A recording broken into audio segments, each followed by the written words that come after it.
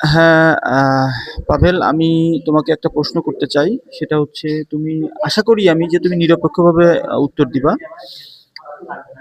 আগামীতে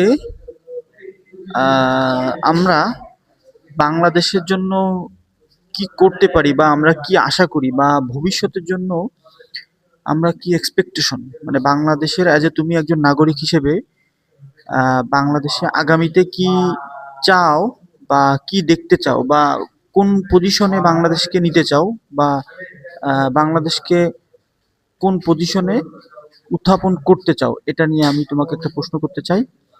হুম, এখন তুমি তোমার মতামত তুমি আমাকে দিবা নিরপেক্ষভাবে। হুম, এবং তুমি গত দিনে কেমন ছিলা, বর্তমানে কেমন আছো, এবং ভবিষ্যতে তুমি বাংলাদেশের একজন নাগরিক হিসেবে কি চাও, বা বাংলাদেশের কাছে তোমার এক্সপেকটেশন কি? জি, সত্যি কথা বলতে বাংলাদেশের আগের অবস্থা ভালো ছিল না, বর্তমানে ভালো আছি, ভবিষ্যতেও ভালো থাকবো না। এখানে কারণ হচ্ছে বাংলাদেশের মানুষের ডিএনএ হচ্ছে দুর্নীতি মিশানো। যখনই রাজনীতি ক্ষমতায় আসবে তখনই মানুষের সেই দুর্নীতিটা বেগে উঠবে ডিএনএ থেকেই। যার কারণে এদেশে কখনো দুর্নীতি দমানো সম্ভব নয়।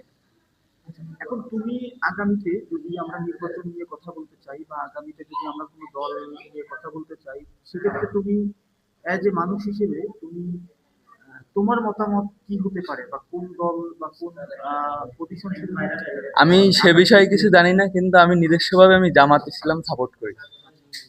খুবই ভালো।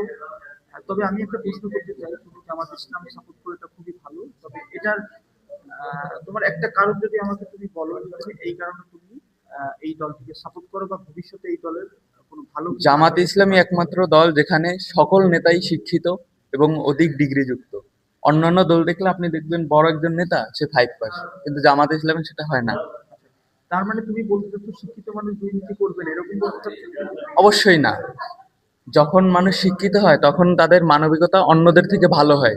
কারণ একজন যে মানে রাস্তায় যে থাকে, যে রিক্সা চালায়, তার কথার যে ধরন আর একজন বিসিএস ক্যাডারের ধরন কখনো এক হবে না। হবে না, রাইট। তার মানে বিবেক বুদ্ধি অবশ্যই তার থেকে একটু একটু হলেও ভালো হবে, কারণ যেহেতু সে একজন বিসিএস ক্যাডার। যে কারণে আর আপনি যদি খেয়াল করেন দেখবেন জামাতের অধিকাংশ লোক তারা বড় বড় ডিগ্রি নিয়ে আছে, এবং তাদের তাদের একটা মানে জামাত ইসলামী করতে হলে বিভিন্ন রুল আছে, যেখানে আপনি রুলের বাইরে গেলে আপনাকে দলে রাখা হয় না। তারা প্রতিদিন কিছু স্টাডি করে। তাছাড়া তারা মানে সৃষ্টিকর্তার যে আমলগুলো করে এগুলো তো কোনো দিক দিয়ে খারাপ দিক মনে হয় না। আচ্ছা, ঠিক আছে পাবেল, তোমাকে অসংখ্য ধন্যবাদ তোমার মতামতের জন্য। Thank you.